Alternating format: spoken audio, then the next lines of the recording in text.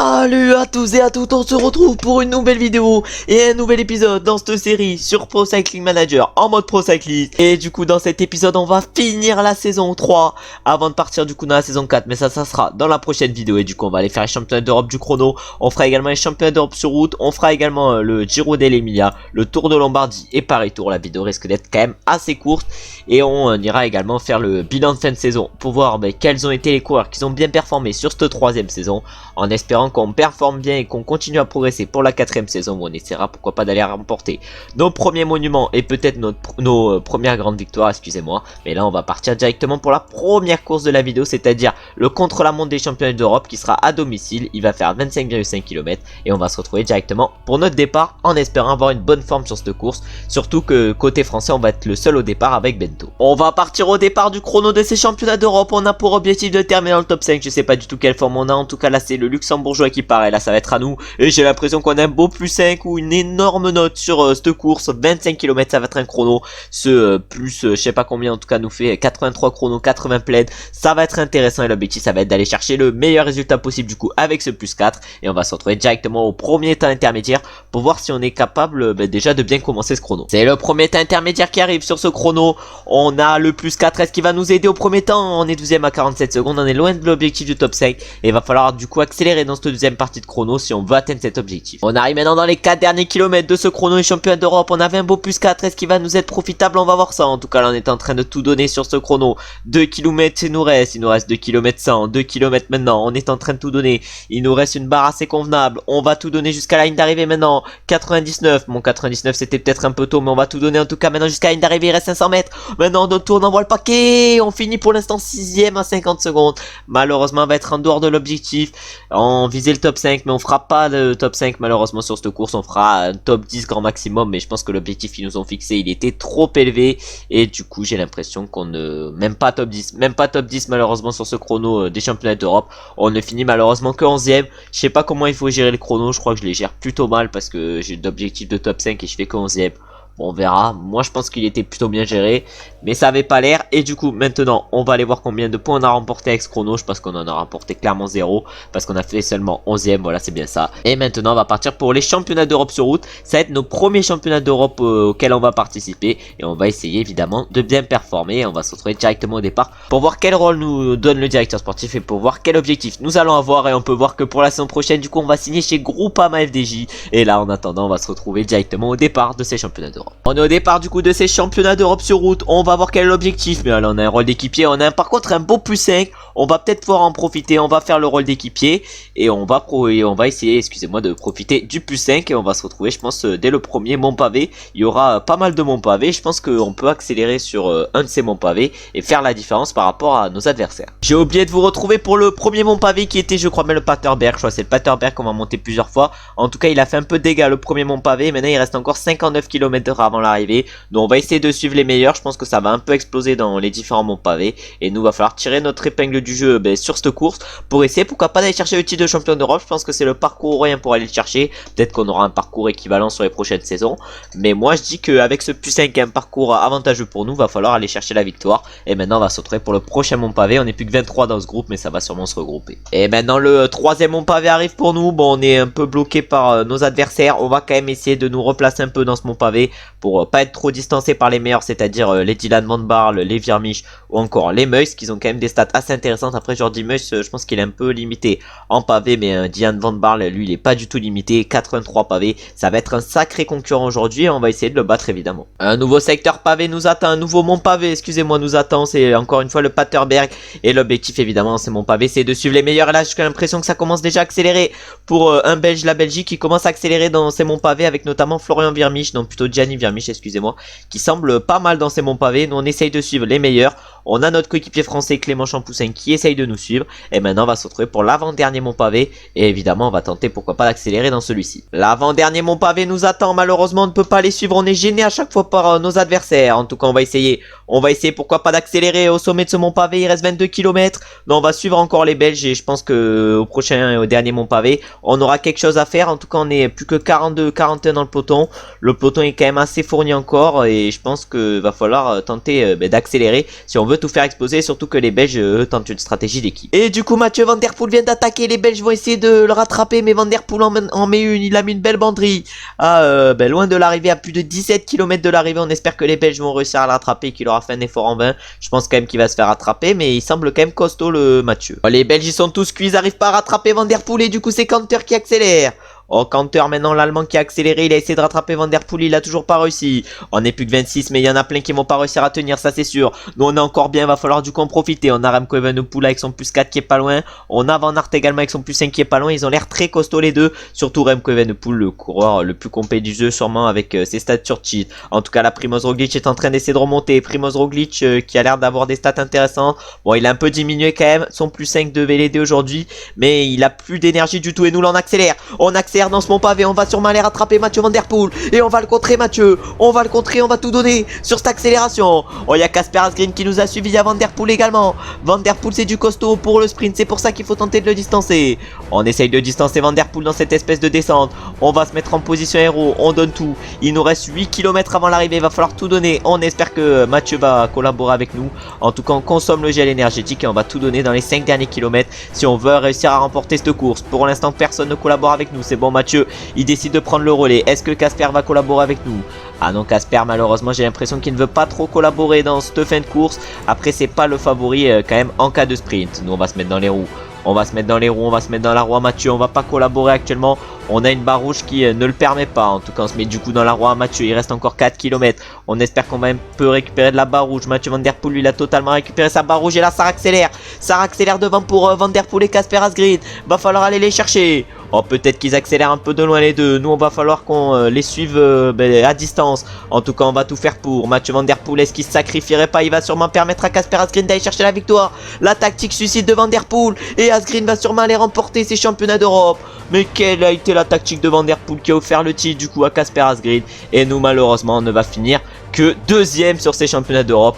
Derrière du coup Kasper Asgreen, Van Der Poel fait 3 et derrière du coup la 4ème place pour Fred Wright, la 5ème pour Christopher Halvorsen. C'était peut-être une de nos meilleures chances de remporter les championnats d'Europe, mais malheureusement Mathieu Van Der Poel l'a gâché en accélérant archi tard et du coup Kasper Asgreen a su en profiter pour aller chercher la victoire. Bon, une 2ème place assez correcte sur ces championnats d'Europe et maintenant on va partir pour Giro d'Emilia, une des 3 dernières courses de notre saison et une course qui sera là en vue de préparer le dernier grand objectif, même si ça risque d'être compliqué, c'est-à-dire le Lombardia. On est au départ maintenant du Giro d'Emilia, l'une des 3 dernières courses de cette saison. On va voir si on est capable de bien performer sur cette course et on a un rôle du coup d'équipier, un beau +2 qui va peut-être nous aider sur cette course. On doit travailler en tête de groupe 30 km. On va essayer de le faire et on va se retrouver directement dans le final pour voir si on a peut-être la capacité de tirer notre épingle du jeu et pourquoi pas de créer un peu la surprise sur une course qui ne nous convient quand même pas trop. Coup dur sur ce Giro d'Emilia, on a chuté, on doit abandonner sur cette course. Oh, la fin de saison pour nous malheureusement. Bon, on aura fait des bons champions d'Europe, mais direct après la fin de saison. Bon, la vidéo va être quand même assez courte.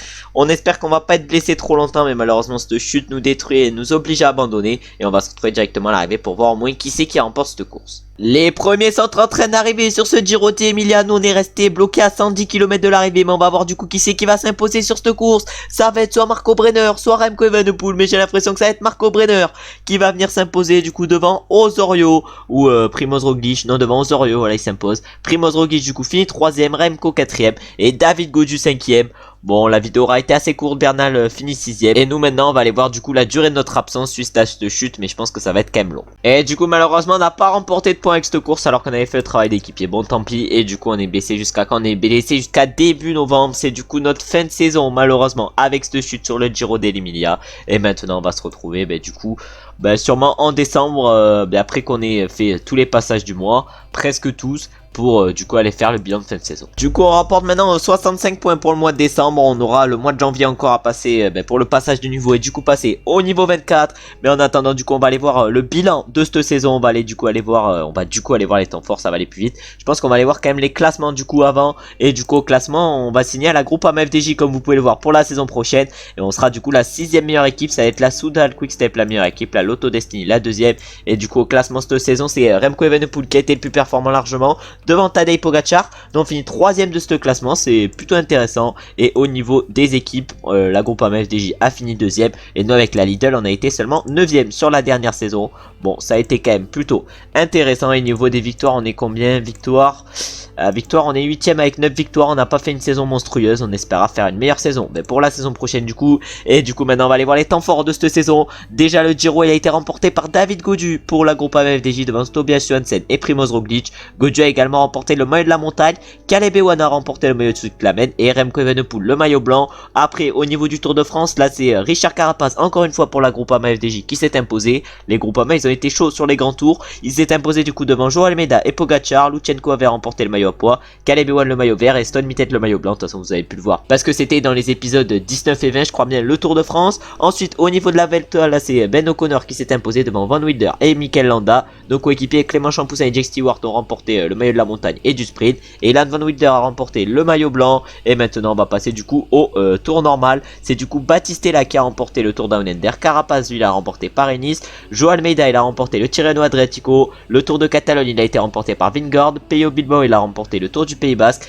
Remco il a remporté le Tour de Romandie. Le Dauphiné c'était pour Mikel Landa. Le Tour de Suisse c'était pour Pogacar. Et nous avec notre corps on a réussi à faire le coup double. Tour de Pologne, Tour du Benelux dans la fin de saison, mais ça c'était dans les derniers épisodes du coup. Ensuite maintenant au niveau des championnats, sur les championnats du monde du coup, sur la course en ligne c'est Roger Adria, c'est une petite surprise qui s'impose. Il s'est imposé du coup devant Nicolas Conchi et Félix Gall. Et au contre-la-montre c'est Filippo Ganna qui s'est imposé devant Stéphane Bisseguer et Tobias Foss. À la course en ligne des championnats d'Europe c'était juste avant. Et c'est du coup comme vous avez pu le voir Kasper Asgreen qui s'est imposé. Nous on a réussi à faire une énorme deuxième place. Et Van Der Poel a fini troisième. Alors qu'au contre-la-montre du coup de ces championnats d'Europe qui était également dans cette vidéo, c'est Bisseguer qui s'est imposé devant Evenepoel et Ganna. Et nous malheureusement on a fini que 11ème de cette course. Ensuite maintenant pour les championnats nationaux, aux Pays-Bas c'est Van Poppel qui a remporté le titre. En Belgique c'est Jordi Meus. Au Danemark c'est Lund Andersen. En France c'est notre coéquipier Champoussin. En Allemagne c'est l'Ours. En Royaume-Uni c'est notre coéquipier Jake Stewart. En Italie c'est Giulio Ciccone. Et en Espagne c'est Alex Raime. Maintenant on va passer au niveau des monuments. Milan-San Remo du coup il a été remporté par Kellan Dombroyan devant Magnus Sheffield. Donc on est allé chercher une excellente troisième place avec notre coureur. Sur le ronde là c'est Van Aert qui s'est imposé devant Van Der Poel et Van Barle. Sur Paris-Roubaix c'est Van Aert également qui s'est imposé devant Christophe Laporte et Van Der Poel. Il a du coup fait le coup double Wout Van Aert. À Liège-Bastogne-Liège là c'est Remco qui s'est imposé devant Van Der Poel et Champoussin. Et au Lombardia c'est également Remco qui s'est imposé devant Jorgensen et Joao Almeida. Ensuite maintenant on va passer pour les autres classiques. Du coup l'Estrade ça a été remporté par Julien Alaphilippe. Wout Van Aert lui a remporté le 3. Ganvevelgem c'était pour Jordi Meus. L'Amstel ça a été pour David Gaudu. La Flèche c'était pour Van Der Poel. Henrik Massul a remporté la San Sebastian. Arne Marit il a remporté la BMR Classique. Et Remco a remporté du coup le Grand Prix Cycliste Québec. Mais également la Bretagne Classique. Et maintenant on va passer je sais pas où, mais en tout cas on a fini de ces temps forts pour cette saison. Et maintenant je pense qu'on va aller voir les transferts principaux de cette saison. Et du coup on va aller voir dans la liste, on va aller voir les principaux transferts pour cette saison. Filippo Ganna du coup quitte l'Ineos pour aller à la Q365 Pro Cycling Team. Je ne sais pas du tout ce que c'est cette équipe, en tout cas il part de la Ineos. Ensuite on a Thomas Glock qui quitte la Israël pour aller à la Soudal Quickstep. Ensuite on a Nice qui part de la Trek pour aller à la Soudal Quickstep également. On a Alex Segart avec qui on s'était battu sur le Benelux Tour dans la dernière vidéo, qui quitte la Bahrain Victorious pour la Ineos Grenadier. Ensuite on a Lenny Martinez qui quitte la G2R Citroën pour la Nice Métropole Côte d'Azur, ça c'est une petite surprise également. Ensuite après on a Johannes Stone Mittet qui reste dans son équipe. On a Marco Brenner du coup qui lui quitte la Q36 Pro Cycling et qui signe du coup dans notre équipe de la Groupama FDJ. Après on a quoi? On a Ryan Archie qui quitte la Bahrain Victorious pour aller à l'Auto Destiny. On a Lim Race qui quitte la Jumbo Visma pour aller à la Bingo. Après on a Mauro Schmidt qui quitte la Soudal Quickstep pour aller à la Geico. On a Binem Girmay, notre ancien coéquipier, qui quitte la Lidl pour aller à la Soudal Quickstep. Après on a Sepada qui quitte la Israël Première Tech et il va à la Saint-Michel-Aubert 93, qu'ils ont l'air d'avoir une bonne équipe quand même. Et après voilà c'est les principaux transferts du coup qu'ils ont eu lieu excusez-moi cette saison. Et maintenant on va aller voir le bilan de notre coureur sur cette saison. On a fait une saison plutôt pas mal. On va aller du coup dans le monde, on va aller dans notre nouvelle équipe actuelle, c'est-à-dire la Groupama ma FDJ si j'arrive à la retrouver. Voilà, c'est bon.